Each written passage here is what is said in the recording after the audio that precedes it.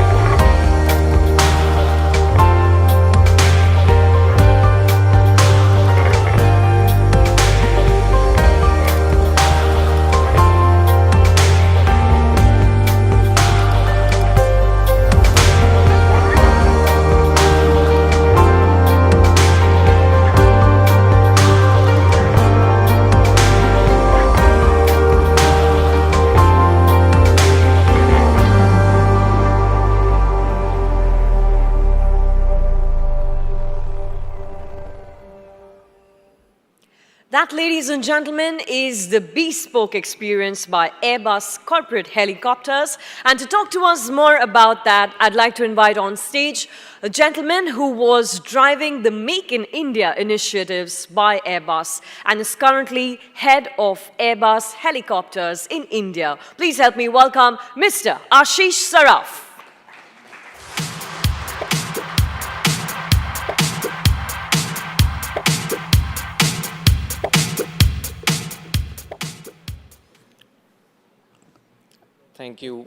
Thank you, Outlook.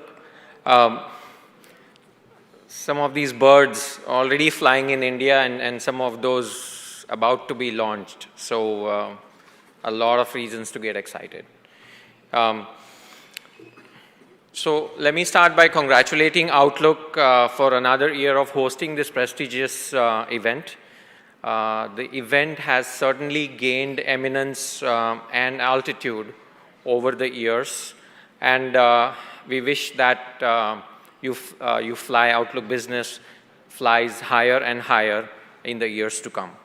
And I am extremely proud and humbled to be speaking at this event. A lot of you have been or are entrepreneurs in this room, and I'm here to talk about the opportunity in aerospace and what can entrepreneurs do to actually take advantage of this opportunity. There has been good news flying in from all sectors of the economy, but the one sector that stands out is the aviation sector. Any report that we analyze predicts significant amount of growth in the aviation sector. Currently, we are clocking about 20% year-over-year growth. The Civil Aviation Minister touched upon some of these points earlier. And the prediction is that by 2022, we'll be the third largest aviation economy in the world, and then by 2030, the largest.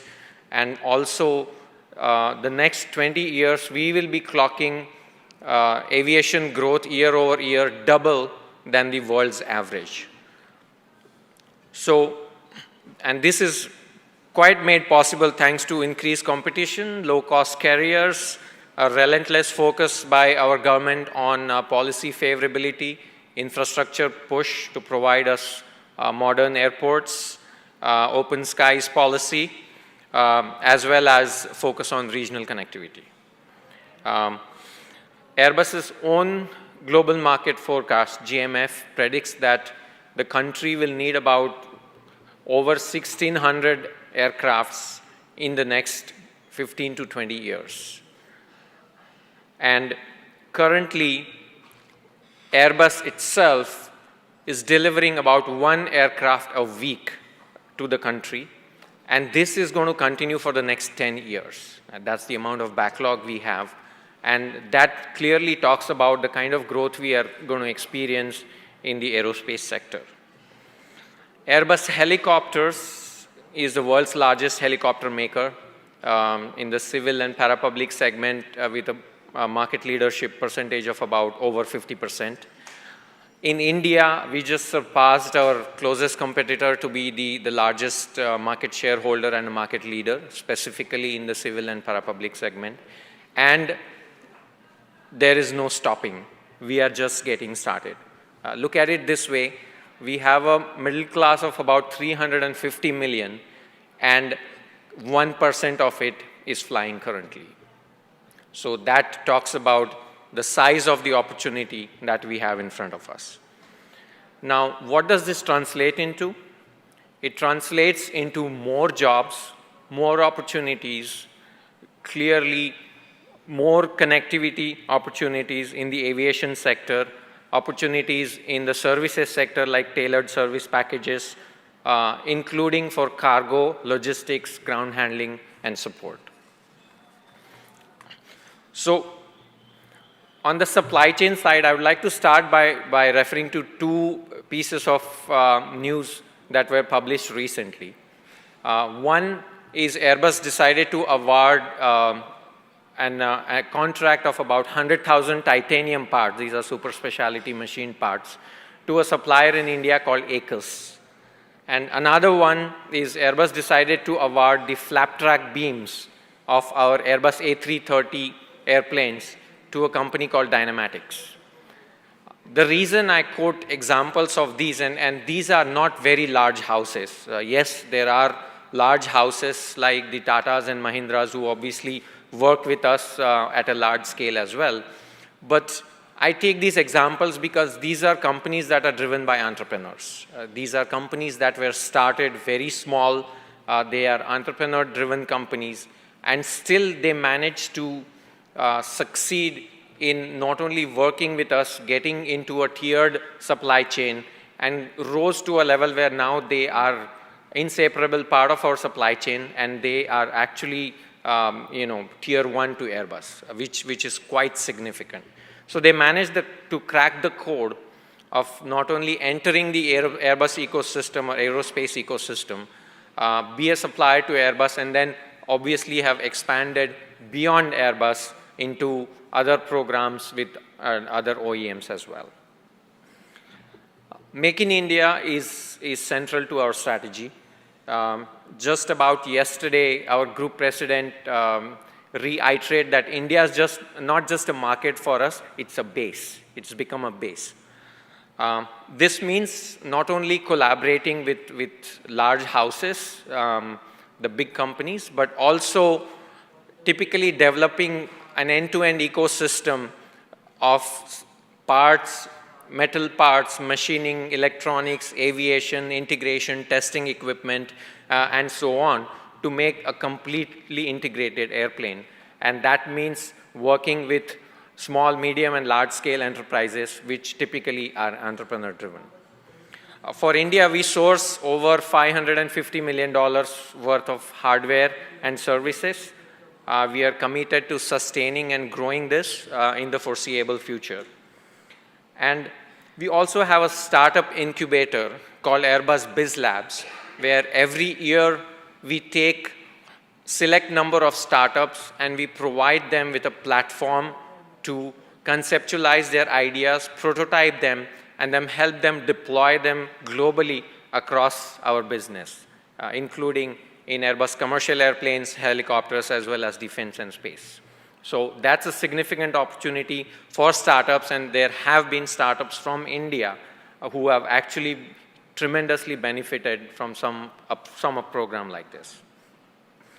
Our plans also include setting up a helicopter manufacturing facility in India and also setting up a manufacturing facility for military cargo aircraft manufacturing. Now, we cannot do this all alone. It requires a robust and sustainable ecosystem of supply base, not only for mechanical components, but for end-to-end systems. So generally the question is, so what can entrepreneurs do to get a piece of the pie so that there's value creation in the long term? What are the expectations? How can an entrepreneur get in and start doing business in this sector, which is now potentially going to be growing over the next 20 years?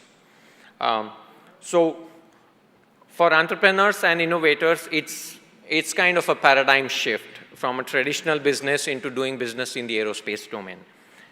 First and foremost, there needs to be an understanding that aerospace is a very long cycle business. It is a low volume, but very long cycle. And as an example, launching just an incremental change to an airplane takes a couple of years. And if it's development of a brand new platform like an Airbus A330, Airbus A380 or a H160, which is our next ultra-modern airplane, then generally the cycles of development last anything between 5 to 7 to 10 years. But then the life of an airplane is 30 years. So once we are developed, this life cycle goes on for 2 to 3 decades. And that is the kind of long-run value creation that happens in this. So you start small, but then once you are in for about 25 years. So the lesson is be patient. Invest time in understanding the business, the requirements, and this will provide deep insights into the domain and also have you prepare to be in this for the very long term. An example I would like to quote just for an understanding of the business is an example of a maintenance, repair, and overhaul organizer. There are many companies, many suppliers, and many entrepreneurs who approach us and say, oh, I have land in the middle of nowhere, and we would like to take you to show this land so that you can put up an MRO facility there. And the fact is, and in India, land is a precious asset. But the fact is, an MRO is best developed at the busiest airport in the world, busiest airport in the country, because no airline would like to fly their airplanes empty to the middle of nowhere just to get maintained. So this is the type of understanding that's, it's a tremendous cost for an airline to actually fly the airplane empty to go to a certain place just to get maintained. So the point is understanding of the business, its requirements. Once you invest time in it, you'll actually know what kind of solutions to propose. Aerospace is driven by very high standards of quality, and all businesses are driven by quality, all sectors, but quality and regulation. And the regulation is the key here because, as an example, there needs to be documentation maintained on every part that the airplane has, and not only just for the part, but for the origin of the part and the origin of the raw material all the way to the mill where it originates from. And this needs to be maintained for a period of 30 years as per regulation. Now that requires a lot of understanding, cost, as well as potentially technology to preserve this kind of documentation for 30 years. And there has been technology has made this very easy, but then to deploy such technology to the scale, it comes at a cost. And there needs to be an investment to deploy such technologies. So the message is there needs to be a deep understanding of the regulatory environment as well. And this is the same for technology investors also. As much as technology has created or sped up the creation of products and services such as drones and surveillance, the regulation still has not caught up to the level where the technology has reached and gone. At times, innovators will need to also work with policymakers to help them educate and understand about the way technology has evolved and the products and creations that has happened as a result of this to propose regulation around it. And at Airbus, we do make efforts to ensure that this regulation is caught up with technology. Short-term gains in aerospace almost do not exist. As an entrepreneur who's now a tiered supplier to Airbus, he basically has quoted all the time saying that if you are expecting returns in about 3 to 5 years, forget about it being in aerospace. So while that might be true in manufacturing, the technology certainly has better timelines for value creation, but these are still not very short term. There needs to be a strategy in it for the longer term, and the strategy in it to typically walk, first crawl, then walk, and then run with the partner or the OEM, which is typically your aerospace customers. So there's very low value creation in the short term, but then due to entry barriers, the value creation in the longer run is very, very high. Having said that, any entrepreneur who has a vision and passion to be in this sector can embark upon the journey to fulfill their ambitions. And a few things might help. Be in it for the long run. Please be willing to invest. Now it becomes a chicken and egg situation where one would question, how do I invest before getting business? But then there needs to be a certain level of infrastructure put in place and process maturity that companies see before even awarding contracts in this segment. And be willing to start small, and I mean very, very small. That will give you not only confidence, but have you learned the learning curve and give confidence to the OEMs that you are not in it for the short term, because the OEMs do look for commitments that go into decades. Invest in obtaining certifications such as AS9100, EN, or Part 145. These do bring in a lot of credibility to the organization and to the business, and brings confidence to your customer that you can deliver to the process and the standards, and makes you stand out from the rest. And finally, be willing to be a tier 2 or even a tier 3. In this sector, a tier 2 or even a tier 3 needs to be certified by the OEM. So you always keep working with the original equipment manufacturer like Airbus to actually deliver value. And once they see it, you automatically start to graduate up the supply chain from a tier 3 to a tier 1. This again allows your business to build credibility.